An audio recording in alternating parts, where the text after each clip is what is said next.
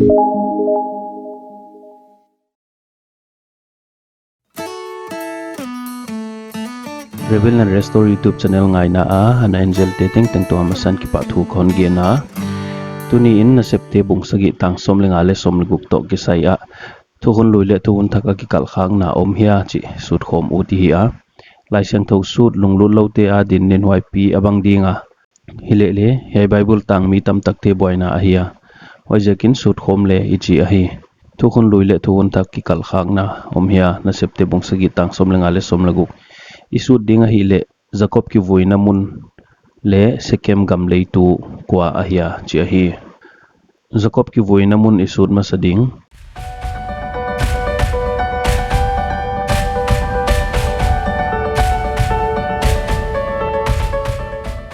Thukhun-Lui hi chi in ki gela Genesis bung som nga tang somleni apan somleli tani simding atapaten athupiak bangin ahi sak uhi atapaten kanan gam a apolutwa Abraham in kivui namundia hit mi Epron a kipan alo to alei mamre ma a makpela lo a kohuka avoi ta uhi apa avui hit in Joseph le an unau te le apa vui dia akyanga ho to teng teng ai gupta gama apai king non ta uhi Hiai Jacob pen makpela lo a kohuka ki vui a hi dan ki gel hi Thukhun-Thak hi chi in ki gela Nasepte bungsagi tang somlenga le somleguk huchi in ai gupta gama Jacob a ho suka ama ngeile ipi pu te huaya asita uhi aluang te u sekem khwa a ahon poki kwa Abraham in sekem khwa a hamurta pa te laka dangka sum a alei hana avui uhi Hiai Jacob pen sekema ki vui ma bangzel hi makpela le sekem ahi le ki gamla pen ma hiya Hiai lampi nai zo pen ton le kilometer zani iwala ki gamla ahi uhi sekem kha itheina akibe lapna din hichi in hon genleng Thukhun-Thak hunlaya samari numei to jesu aki ho namun u kha sekema hi waya samari numei tui toy na tui kul hdia wel pen Jacobin adam laya anato hiak wel ahia wai samari miten kisak thei pi ma uhi tu lai khowela hiai makpelat mun pen cave of the patriarch chi in hoi takin kem hoiwa sekem leng na blues kichita hi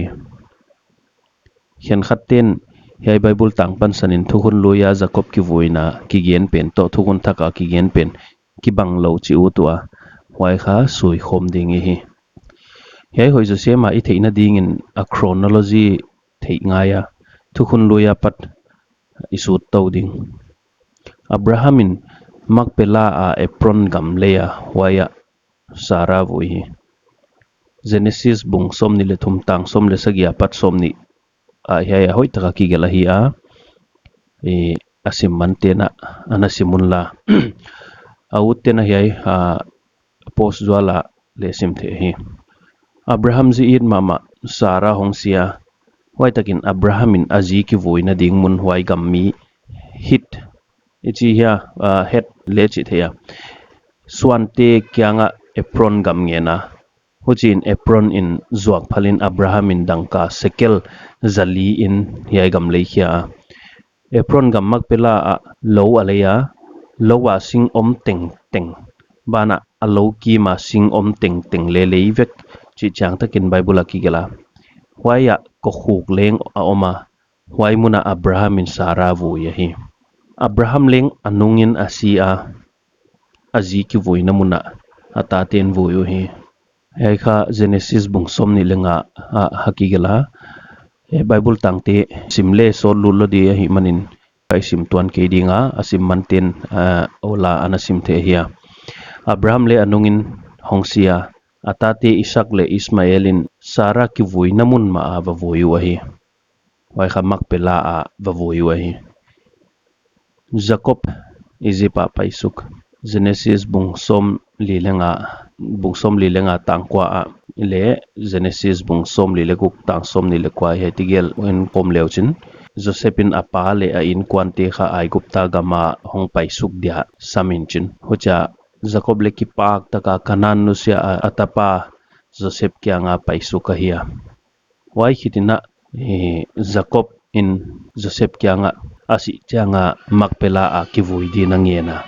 Genesis bung som li le sagi tang som ni le kwale som thuma he kha chang takin kigela Jacobina si maina tapa Joseph sama asi changa ai gupta gama kivui a ul lo dan le api pute kivui namun makpela a kivui a ul dan gena wai muna Josephine avui te ding ngena Josephine le apa a ut namun avui ding ina kichiam na nei hi hiai makpela ko huka chu Sara akivui masapena azoina Abraham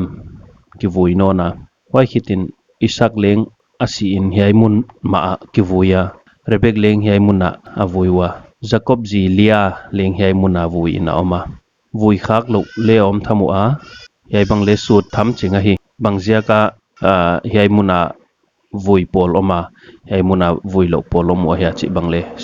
suut tham hiai le wai pen suut man ke dinga Jacob asin angen na bangina makpela a ata ten voyu hi Genesis bung som nga tang som le ni le som le li kikalh simleh waya changa Jacob asia kumza le som le sagia upa ahia ai gupta kum som le sagi chau om mana hia asi dekwana kha ai gupta tungsuk man hama atapa Joseph mel mu a huja kum som le sagi ai gupta gam om mana huja si ahia asin Egypte hi ngeina danin mammi ina abolwa I thei siam na din hi chingelle amuat theilo dia bolu chidana hi ho chidana abol na di un kha nisom li sunga luta waizo in nisom sagi sunga sunwa ho chinai gupta apan kanan gamamak pela ko huka anule apa api pute ki vuina a atatin avavuyu he hei Jacob ki vuina a ai gupta gama milian le milal teng le telwa Jacob ki voi hitin Joseph le sangam tele sivuya kwanto te teng ai gupta a kik suk non wa hi Joseph le kanan gama ki voyuta Israel taten kanan gama asi changa avoina di una kicham saka Genesis bung som nga tang som ni lenga le som ni legu kho simle cha chang hi Exodus bung khat tangguk to sim khom le Josephine bela pi pute ki voina mun ngiat chi chalawa kanan gama ki voi him ut in Israel tate kyanga agu te poto ak kanana vui nge ding ina kicham saka Joseph asin ama leng amuat theilo din ai gupta adam doi siamtin bol non wa huchi in koi hoiwe Joseph kya hiloin asangam te teng le ai gupta a siu hi dan hiaya Exodus bung khat tanggu ka kigela hoi hidin Joseph le asangam te gu te puak to ina a omwa Exodus bung som le thum le tang som le kwa le Joshua bung som ni le tang som thum le ni hei sim khom le hei atunga Joseph asi amuat theilo dia abol u bana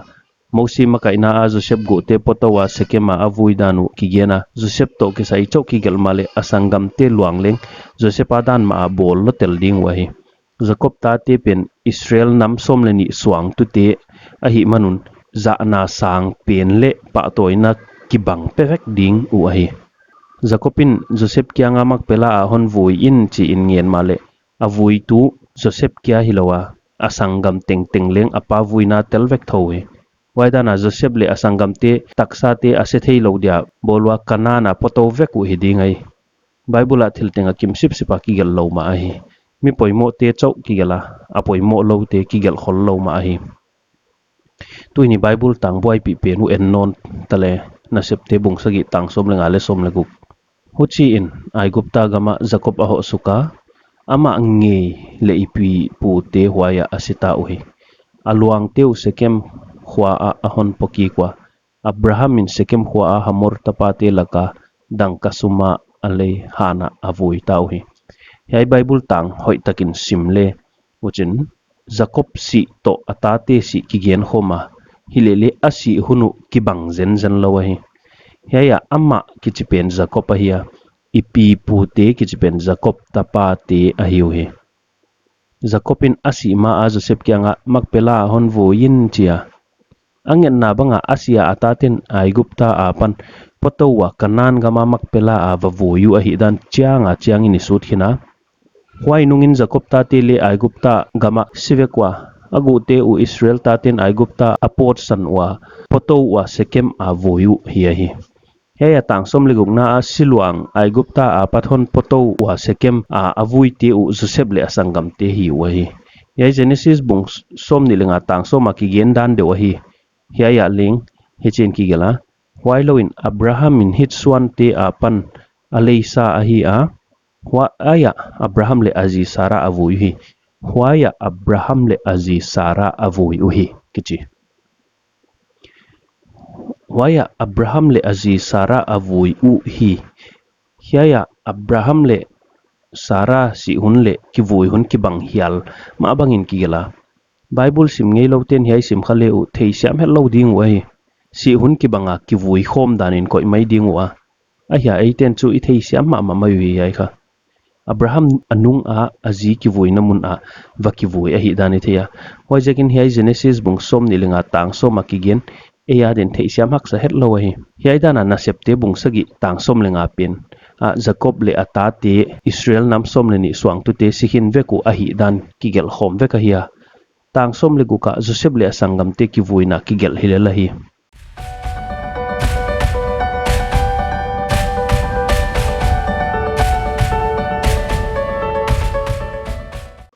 Thukhun-Lui hi chin kigela Genesis bung som thum le thum tang som le gyat le som ni Jacob padan aram gam akipan ahong a lungwang takin Sekem khwa kanan gam a atunga khopi ma a apuanin azak tahi apuan injang namun Sekem pa hamor tate a kipan dangka zakhatin alaihi waya mai tamado a amin Elohe Israel asahi Jacob a upa apan taimang ahi a taimang nagam padan aram apan kanan hongki kin Sekem a hongoma waya aten namundang ka zakhata leihia ahi dan hiaya chiang pen ma hi Thukhun-Thak hi chin ki gela Nasepte bung sagi tang som lenga le som le gukhia isim simkha isim thak non mai dinga isut namuna hi jakina aluang teu Sekem khwa ahon poki kwa Abrahamin Sekem khwa a hamur tapate laka dangka sum a alei han a avoita uhi hiai tigel hiaya Thukhun-Lui le Thukhun-Thak hiai tigel kikalh pen ma bang nona en non ding hi Abrahamin kanan hong lut tu nga second gam ana leihia hi mai the hi Abrahamin wai gam leihia hi de aginta khwaina khadna a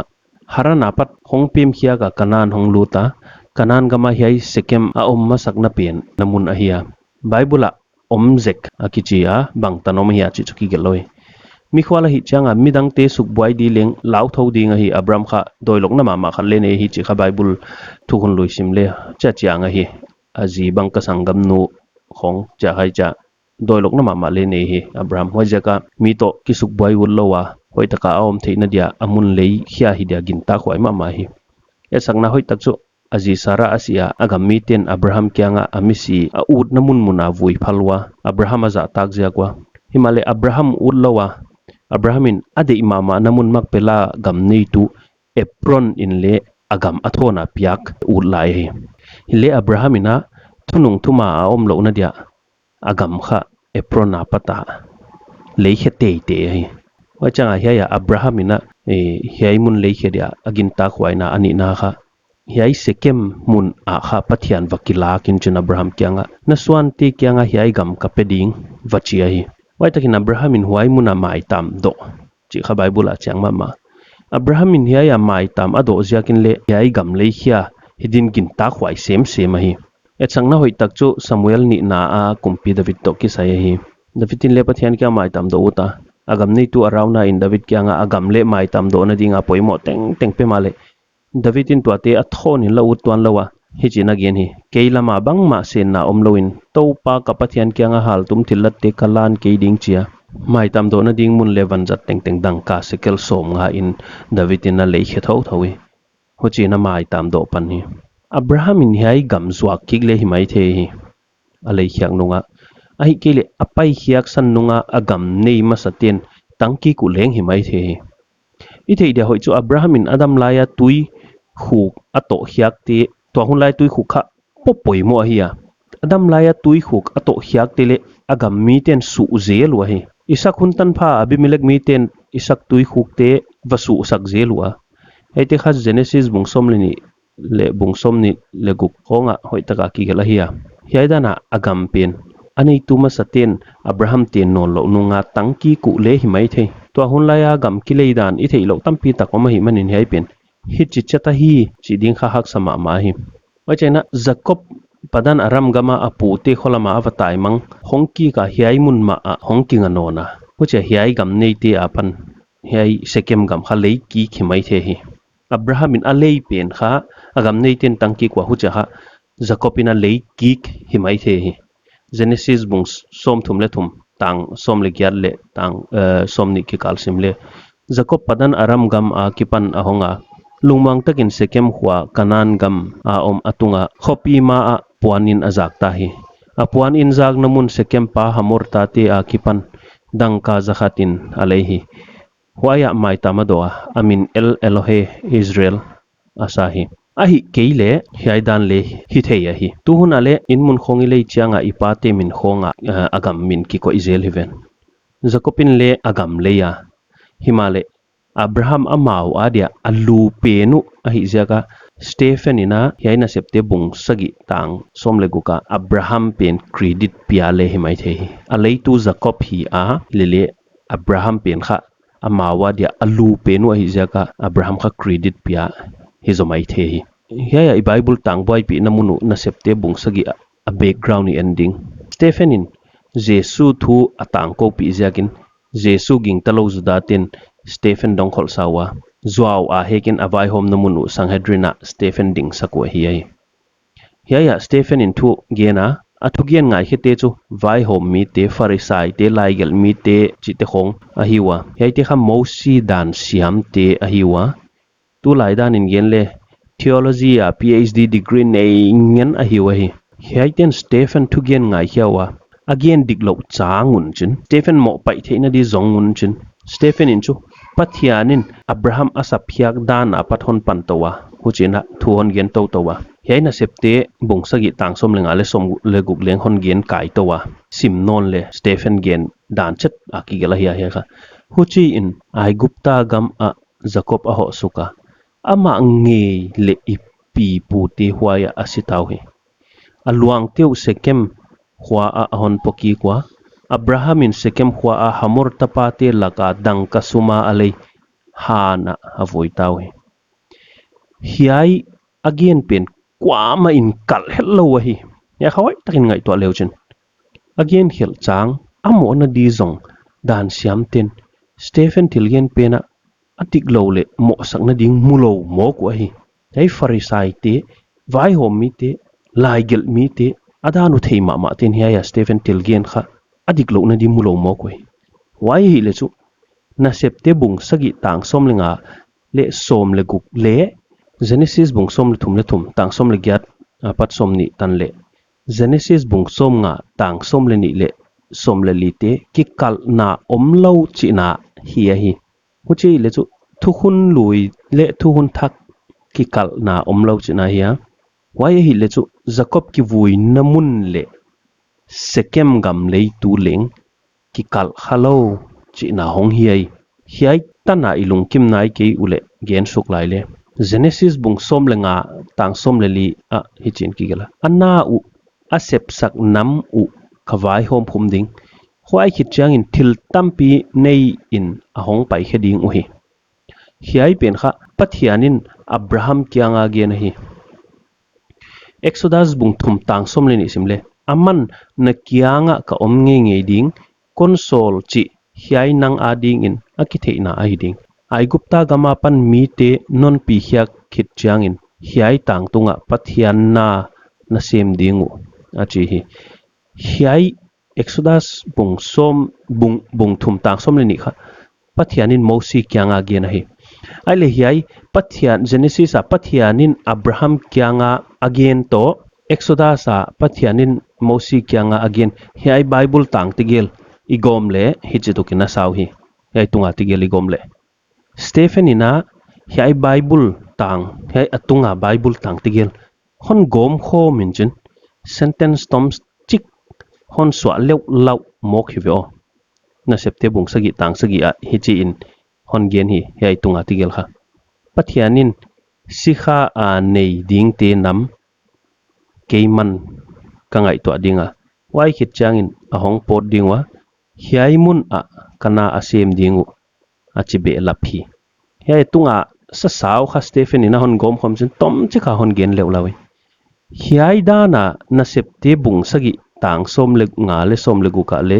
thu tam tak sentence tom chik a gen lew law hiai Stephen ina hiai again dana Pharisai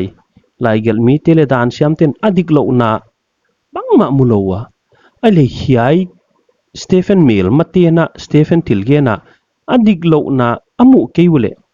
adik ma ahi chi na hi atom na din hiai Nasepte bung sagi tang som lenga le som luga Stephen Thugen pen hiai Nasepte lai bu gel tu Dr. Look in how chik a i thei siam pa thei ding in hon gel tuan kia hon explain tuan kia Stephen gen dan ma ina hiai chin hon gel hi hiai pen tu huna pau tom ma Bible translate bol ten le ho che gai thei siam na din translation hon hek tuan ke wa a hi dan ina hon translate to zelwa hi hiai apati mu so chu I Bible adik tak dan le pathian thu a hi banga hek lam dang het lowa hi cha kebit a om to a hi dan chiang pen ma hiai wajen I Bible ki ngak na ta ka hiya muan wa hi to pa min phatinam hen tunai thil su ta patina Thukhun-Thak a hiai Nasepte bung sagi to Thukhun-Lui Jacob ki vuina mun le sekem gam le tu chi te khong a kikalh khakna bang ma om lo hi hi chi kha